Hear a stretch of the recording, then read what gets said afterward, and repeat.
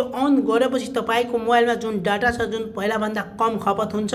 हेर्नु गाइज यहाँ हेर्न सक्नुहुन्छ सेटिंग्स, यसमा क्लिक गरेर ओपन गर्छु। हेर्नु डाटा सेभर, हेर्नु क्लिक गरे अब क्लिक गरेपछि यहाँ हेर्न सक्नुहुन्छ डाटा सेभर यो के छ, यो कसरी काम गर्छ अनि यो किन दिएको हुन्छ यसको बारेमा भन्न गइरहेछु। यो अन गरेपछि तपाईको मोबाइलमा जुन डाटा छ जुन पहिला भन्दा कम खपत हुन्छ।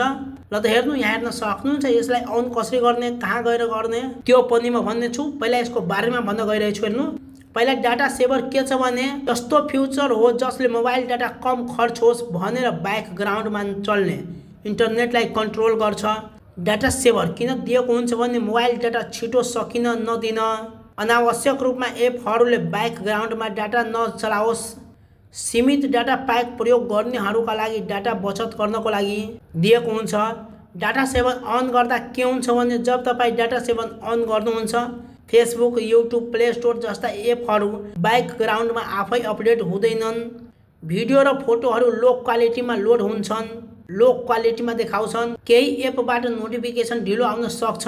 डाटा सेभर अफ हुँदा के हुन्छ भने डाटा सेभर अफ हुँदा एपहरू फ्रीली इन्टरनेट प्रयोग गर्छन्। भिडियो, फोटो हाई क्वालिटीमा लोड हुन्छ, हाई क्वालिटीमा देखाउँछ। ब्याकग्राउन्ड अपडेट र सिङ्क नर्मल रूपमा चल्छ। मानौ तपाईसँग 2 GB डाटा मात्र बाँकी छ र फेसबुक, युट्युब, टिकटक धेरै चलाउनुहुन्छ भने डाटा सेभर अन गर्नुभयो भने डाटा ढिलो खर्च हुन्छ, डाटा कम खपत हुन्छ, अनावश्यक डाटा बचत हुन्छ। डाटा सेभर अफ राख्नु भयो भने भिडियो हाई क्वालिटीमा चल्छ, डाटा छिटो सकिन्छ।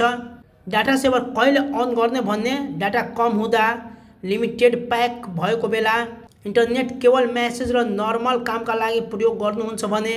डाटा सेभर कहिले अन गर्ने भन्ने अनलिमिटेड डाटा प्याक हुँदा, फास्ट इन्टरनेट र HD भिडियो चाहिँदा, एप अपडेट र सिङ्क फ्रीली चाहिँदा।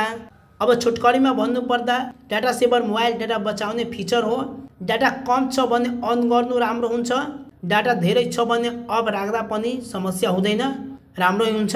ल यो अन कसरी गर्ने भने यहाँ हेर्न सक्नुहुन्छ सेटिङ, यसमा क्लिक गर्नुपर्छ। पहिला हेर्नु यहाँ हेर्न सक्नुहुन्छ म अन गर्छु, अन गरेर देखाउँछु। हेर्नु सेटिङ्स लेखेको छ, यसमा क्लिक गर्छु। हेर्नु क्लिक गरेर अब क्लिक गरेपछि यस्तो देखा पर्छ। अब यस्तो देखा परेपछि यहाँ हेर्न सक्नुहुन्छ कनेक्सन्स लेखेको छ, वाइफाई लेखेको छ, ब्लुटुथ लेखेको छ, सिम म्यानेजर लेखेको छ। यसमा क्लिक गर्छु। हेर्नु क्लिक गरेर अब क्लिक गरेपछि यहाँ हेर्न सक्नुहुन्छ यस्तो देखा पर्छ। अब यस्तो देखा परेपछि यहाँ हेर्न सक्नुहुन्छ डाटा युजेज लेखेको छ, यसमा क्लिक गर्नुपर्छ। हेर्नु म क्लिक गर्छु, क्लिक गरेर अब क्लिक गरेपछि यहाँ हेर्न सक्नुहुन्छ यस्तो देखा पर्छ। अब यस्तो देखा परेपछि यहाँ हेर्न सक्नुहुन्छ डाटा सेभर, यसमा क्लिक गर्नुपर्छ। हेर्नु म क्लिक गर्छु, क्लिक गरेर अब क्लिक गरेपछि यहाँ हेर्न सक्नुहुन्छ टर्न अन नाउ र त्यसको दायाँ साइड अन अफ छ। हेर्नु यसमा क्लिक गर्नुपर्छ अन गर्नको लागि। हेर्नु अहिले अफ छ। हेर्नु यसमा क्लिक गर्छु, क्लिक गरेर अब क्लिक गरेपछि यहाँ हेर्न सक्नुहुन्छ यो अन भइसकेको छ र फेरि अफ गर्नुपर्ने हुँदा यहाँ हेर्न सक्नुहुन्छ यहीँ क्लिक गर्नुपर्छ। हेर्नु म क्लिक गर्छु, क्लिक गरेर अब क्लिक गरेपछि यहाँ हेर्न सक्नुहुन्छ यो अफ भइसकेको छ।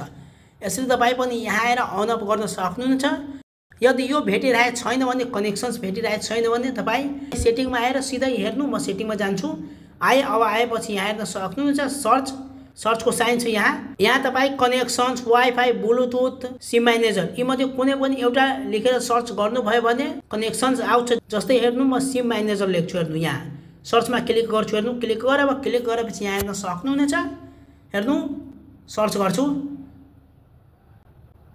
यहाँ हेर्न सक्नुहुन्छ म लेखिसकेको छु। लेख्ने बित्तिकै यहाँ हेर्न सक्नुहुन्छ माथि कनेक्सन्स आइसकेको छ, सिम म्यानेजर आइसकेको छ। अब हेर्नु कनेक्सन्समा क्लिक गर्छु, क्लिक गरेर अब क्लिक गरेपछि यहाँ हेर्न सक्नुहुनेछ यो आइसकेको छ डाटा युजेज। हेर्नु यहाँ अब यसमा क्लिक गर्छु। हेर्नु क्लिक गरेर अब क्लिक गरेपछि यहाँ हेर्न सक्नुहुन्छ यहाँ आइसकेको छु। हेर्नु डाटा सेभर, यसमा क्लिक गर्छु।